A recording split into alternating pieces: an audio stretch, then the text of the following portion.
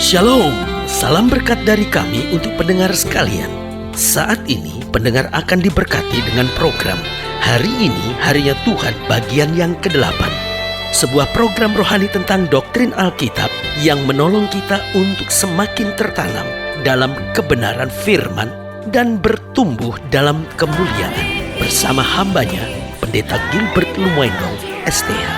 Banyak orang merasa doktrin Alkitab sebagai sesuatu yang membingungkan. Tetapi tahukah saudara bahwa doktrin Alkitab intinya adalah memahami Alkitab dengan benar, dengan pemahaman yang sistematis, sehingga kita terus dapat tertanam di dalam kebenaran firman, sehingga kita terus bertumbuh di dalam kemuliaan Allah. Buka hati saudara sekalian untuk menerima berkat-berkat firman-Nya hari ini. Salah satu kebanggaan kita sebagai orang percaya adalah kita diangkat sebagai anak-anak Allah. Dan sebagai anak-anak Allah kita berhak untuk makan sehidangan dengan Dia dalam pesta perjamuan kawin anak domba. Dan mungkin kita tidak bisa membayangkan apa artinya kita duduk sehidangan dengan Kristus dalam pesta perjamuan kawin anak domba. Tetapi saudaraku yang kasih dalam Tuhan, segala sesuatunya sudah dinyatakan oleh Yesus justru di muka bumi ketika kita menjalani atau mendapatkan perjamuan suci. Karena ketika kita menjalani perjamuan suci, kita masuki perjamuan suci, sebenarnya ini adalah sebuah gambaran penting bahwa kita sedang ada dalam pesta perjamuan kawin anak domba. Haleluya. Selamat datang dalam program kita Hari Ini Harinya Tuhan, sebuah program rohani yang mengupas kebenaran-kebenaran firman Tuhan di dalam kehidupan kita, sehingga kita menjadikan firman Tuhan dasar kehidupan kita, peta kehidupan kita, untuk kita melangkah berjalan senantiasa seturut dengan kehendak Tuhan. Kita sebenarnya sedang membahas tentang perjamuan suci. Saya percaya ini adalah hal yang sangat penting di dalam kekristenan kita. Karena perjamuan suci yang pertama adalah sebuah gambaran tentang apa yang akan terjadi di sorga, bahwa kita akan duduk sehidangan bersama dengan Kristus. Tetapi perjamuan suci juga adalah sebagai peringatan buat kita tentang apa yang Kristus sudah kerjakan, bahwa tubuhnya terpecah buat kita, darahnya telah tercurah buat kita. Nah, saudaraku yang kasih dalam Tuhan, memang masing-masing gereja mengadakan aturan yang berbeda tentang perjamuan suci. Ada yang mengadakan perjamuan suci setahun 2 kali, persisanya ketika Jumat Agung dan Natal. Sebagian mengadakan itu setiap awal bulan. Sebagian bahkan mengadakan itu setiap minggu di dalam gerejanya, yaitu pesta perjamuan suci. Sebagian berkata siapapun yang sudah mengerti boleh mengambil perjamuan suci. Sebagian berkata bahwa hanya orang-orang yang sudah dibaptis yang boleh mengambil perjamuan suci. Sebagian berkata hanya orang-orang yang sudah disidi yang boleh mengambil perjamuan suci. Masing-masing punya aturan gereja yang berbeda. Tetapi secara khusus saya tidak sedang membahas tentang aturan gereja, tetapi bagi saya yang jauh lebih penting adalah makna dari perjamuan suci itu sendiri. Nah, dalam Lukas pasal 22 ayat yang ke-7 sampai ayat yang ke-13 dikatakan demikian. Maka tibalah hari raya roti tidak beragi, yaitu hari di mana orang harus menyembelih domba Paskah. Lalu Yesus menyuruh Petrus dan Yohanes, katanya, pergilah, persiapkanlah perjamuan Paskah bagi kita supaya kita makan. Jadi buat Yesus ini adalah sesuatu yang sangat penting, sampai Yesus sendiri yang mengatur. Dia suruh Petrus dan Yohanes untuk pergi dan mempersiapkan perjamuan Paskah. Kata mereka kepadanya, di manakah engkau kendaki kami mempersiapkannya? Jawabnya, apabila kamu masuk ke dalam kota, kamu akan bertemu dengan seorang yang membawa kendi berisi air. Ikutilah dia ke dalam rumah yang dimasukinya. Dan katakanlah kepada tuan rumah itu, guru bertanya kepadamu, di manakah ruangan tempat aku bersama-sama dengan murid-muridku akan makan Paskah? Lalu orang itu akan menunjukkan kepadamu sebuah ruangan atas yang besar yang sudah lengkap. Disitulah kamu harus mempersiapkannya. Maka berangkatlah mereka dan mereka mendapati semua seperti yang dikatakan Yesus kepada mereka. Lalu mereka mempersiapkan Paskah. Nah, saudaraku yang kasih dalam Tuhan, jadi kalau kita perhatikan di sini ada beberapa kebenaran penting tentang perjamuan suci yang Kristus sedang ajarkan bagi kita sekalian. Di ayat yang ke-8 dikatakan, lalu Yesus menyuruh Petrus dan Yohanes, katanya, pergilah, persiapkanlah perjamuan Paskah bagi kita supaya kita makan. Kata mereka kepadanya, di manakah engkau kehendaki kami mempersiapkannya? Di sini saya pelajari hal yang pertama tentang perjamuan suci. Perjamuan suci bagi Yesus adalah pesta yang sangat penting. Saya ulangi sekali lagi, perjamuan suci bukan sekedar hanya aturan, tetapi perjamuan suci bagi Yesus adalah pesta yang sangat penting. Sehingga dia perlu memanggil murid-muridnya. Dan bukan sekedar perjamuan biasa, harus dipersiapkan dengan betul. Sebagian berkata, loh tapi kan ini hanya perjamuan biasa, perjamuan malam biasa. Loh setiap malam Yesus bersama-sama dengan murid-muridnya ada perjamuan malam. Tetapi saudaraku yang kasih dalam Tuhan, waktu masuk pada perjamuan Paskah, waktu bicara tentang perjamuan suci, Yesus menempatkan ini sebagai pesta yang sangat penting. Dia mau tegaskan kepada murid-muridnya, kita nggak bisa sembarangan mempersiapkan makanan lalu mengadakannya. Kita nggak bisa sekedar, oh ya ada anggur, ada roti, lalu kita mengadakannya. Tapi Yesus berkata, persiapkanlah. Sampai mereka bertanya, di mana kami mau mempersiapkan? Berarti dengan lain kata, murid-murid Yesus juga sangat mengerti bahwa bagi Yesus, perjamuan suci adalah pesta yang sangat penting. Nah, pertanyaan kita, mengapa perjamuan suci adalah pesta yang sangat penting? Karena lewat perjamuan suci, kita mengingat karya Allah yang luar biasa. Saudaraku yang kasih dalam Tuhan, perjamuan suci adalah pesta yang sangat penting bagi kita.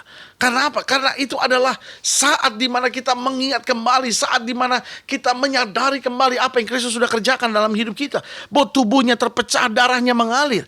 Nah, lalu apa yang sangat penting? Bukankah tiap hari kita mengingat apa yang Tuhan kerjakan buat hidup kita? Betul.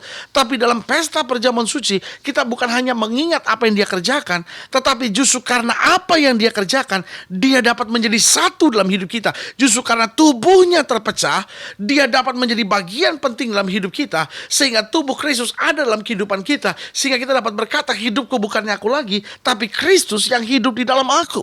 Nah, saudaraku yang kasih dalam Tuhan, ini yang membuat perjamuan suci sebagai pesta yang sangat penting. Itu berarti kalau orang masuk perjamuan suci tanpa persiapan hati, orang masuk perjamuan suci dengan dosa, tetap menyimpan kedendaman, dia bukan sekedar mengadakan pesta, tetapi dia hanya mengadakan rutinitas sebuah ibadah saja. Saudaraku yang kasih dalam Tuhan, jangan sampai perjamuan suci hanya tinggal sebuah rutinitas. Jangan sampai perjamuan suci hanya tinggal upacara gereja biasa. Perjamuan suci harus menjadi pesta yang sangat penting, di mana orang yang terikat dilepaskan, orang yang sakit disembuhkan, orang yang lemah dikuatkan, orang yang mulai bimbang mendapat kekuatan baru oleh kuasa Yesus. Perjamuan suci bagi Yesus adalah pesta yang sangat penting. Lalu yang kedua yang saya pelajari, bahwa dalam perjamuan suci, Yesus tetap yang harus menjadi sentralnya. Bukan pendetanya, bukan rotinya, bukan anggurnya, bukan pestanya, tetapi Yesus sendiri. Karena itu murid-murid bertanya, di mana engkau ingin mengadakannya? Apa yang engkau ingin kerjakan? Semuanya dijelaskan dan Yesus yang harus menjelaskannya. Apa yang mau dikerjakan? Siapa yang mesti ditemui? Tempatnya di mana? Bagaimana dipersiapkannya? Yesus yang mengatur segala sesuatunya. Karena dalam perjamuan suci, Yesus tetap harus menjadi sentralnya. Saudaraku yang kasih dalam Tuhan, kalau sentral perjamuan suci kita hanyalah upacaranya, kalau sentral perjamuan suci kita hanya roti dan anggurnya, kita kehilangan makna sebenarnya. Bahwa sentral perjamuan suci itu haruslah Yesus sendiri yang menjadi sentralnya. Karena dari perjamuan suci, hal-hal penting harus kita kerjakan. Bahwa dalam perjamuan suci, kita menyadari apa yang Kristus kerjakan, tetapi sekaligus apa yang Tuhan tuntut dari kita. Setelah tubuh dan darahnya menjadi bagian yang satu dalam hidup kita, apa yang dia tuntut dari kita, ini harus jelas. Ada banyak orang mengadakan perjamuan suci, tapi tidak menyadari bahwa Yesus sebagai sentralnya. Sehingga apa yang terjadi, dia tidak menyadari tuntutan-tuntutan apa yang sebetulnya Allah kehendaki di balik perjamuan suci. Bahwa jika Yesus sudah menjadi satu dalam hidup kita, berarti yang pertama, kita harus hidup dalam kesucian. Kita harus hidup dalam kebenaran. Kita harus tinggalkan dosa. Apa artinya saudara ambil perjamuan suci, nipu jalan terus. Ambil perjamuan suci, berzina jalan terus. Ambil perjamuan suci, berjudi jalan terus. Ambil perjamuan suci, dusta jalan terus. Ini saat saudara, waktu saudara ambil perjamuan suci, saudara ingat, saya harus hidup dalam kesucian. Saya harus hidup dalam kebenaran. Dan bukan hanya itu. Ketika Yesus masuk dalam hidup kita, berarti kita tidak perlu takut. Apa artinya? Sudah perjamuan suci, tapi khawatir, jalan terus, takut, jalan terus, bimbang, ragu-ragu, jalan terus. Tapi hari ini kita pertetapkan hati kita. Kita bilang, Tuhan, kalaupun saya terima perjamuan suci, saya tidak boleh takut lagi. Saya tahu Tuhan menyertai saya. Saya tahu Dia membimbing saya. Saya tahu Dia memberi kemenangan bagi saya. Haleluya. Dan yang ketiga yang saya pelajari tentang perjamuan suci, bahwa perjamuan suci adalah saat untuk kita mempersiapkan diri menghadapi segala perkara dalam kehidupan ini. Artinya bahwa perjamuan suci bukan akhir dari pengakuan iman kita. Oh iya, saya sudah mengadakan perjamuan suci, semuanya sudah beres. Sama sekali berbeda. Justru perjamuan suci adalah saat kita mempersiapkan diri menghadapi segala perkara dalam kehidupan ini. Berarti dengan perjamuan suci saya menerima kekuatan baru. Dengan perjamuan suci pikiran, mata hati rohani saya mulai dibukakan pada Tuhan. Betapa pentingnya saya berjalan dekat dengan Tuhan. Karena dengan perjamuan suci kita diingatkan dengan apa yang akan terjadi nanti. Akan ada pesta perjamuan kawin anak domba. Berarti sementara saya menerima perjamuan suci, kalau kemudian saya menghadapi tantangan, kalau saya menghadapi masalah, saya harus tetap tenang. Saya tidak boleh kecewa. Saya tidak boleh putus asa. Saya ingat, toh saya sudah terima perjamuan suci. Saya tahu tubuh dan darah Kristus menjadi bagian dalam hidup saya. Dan saya tahu saya harus tetap mempertahankan iman saya apapun yang terjadi. Karena saya tahu akan ada pesta besar di sorga nanti. Bahwa saya akan bersama-sama dengan Kristus duduk sehidangan dalam pesta perjamuan kawin anak domba.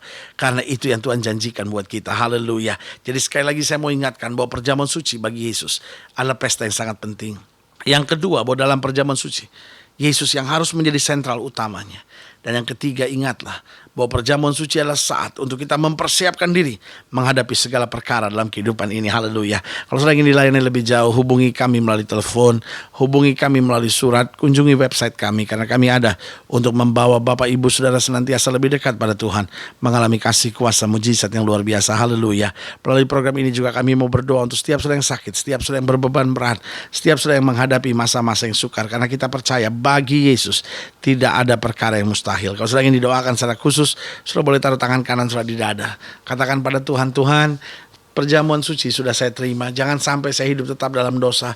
Jangan sampai tetap saya hidup dengan kemunafikan. Tetapi biarlah saya berjalan dengan iman, hidup dalam kebenaran. Tidak perlu takut dan khawatir lagi. Karena Tuhan sudah sediakan segala yang baik buat hidup saya. Kita doa, Bapa dalam nama Yesus, hamba doa buat yang sakit. Hamba doa buat yang berbeban berat. Hamba doa buat setiap pendengar sekalian. Khususnya mereka yang taruh tangan kanan di dada karena beban, karena persoalan, karena kebutuhan kehidupannya. Bapa, hamba berdoa di dalam nama Yesus, Tuhan jamah. Tubuhmu telah terpecah, darahmu telah tertumpah. Biarlah itu menjadi peringatan buat hidup kami bahwa Kristus telah mengerjakan segala-galanya. Biarlah kami hidup dengan setia karena kami tahu harinya akan tiba bahwa kami bersama-sama dengan Kristus dalam pesta perjamuan kawin anak domba. Di sini kami menghadapi tantangan, di sini kami menabur dengan air mata, tetapi kami harus tetap setia dan kami akan menuai dengan bersorak-sorai. Haleluya. Amin. Saudaraku yang kekasih dalam Tuhan, kita sudah berdoa. Ingat, tidak pernah Tuhan gagal menepati janjinya. Tetap kuat, bersemangat, bersuka cita menghadapi segala perkara. Karena kita tidak pernah sendiri. Bersama Yesus kita cakap menanggung segala perkara. Sampai berjumpa pada program berikut. Doa saya menyertai saudara, dan jangan lupa, jadikan hari ini harinya Tuhan. Haleluya.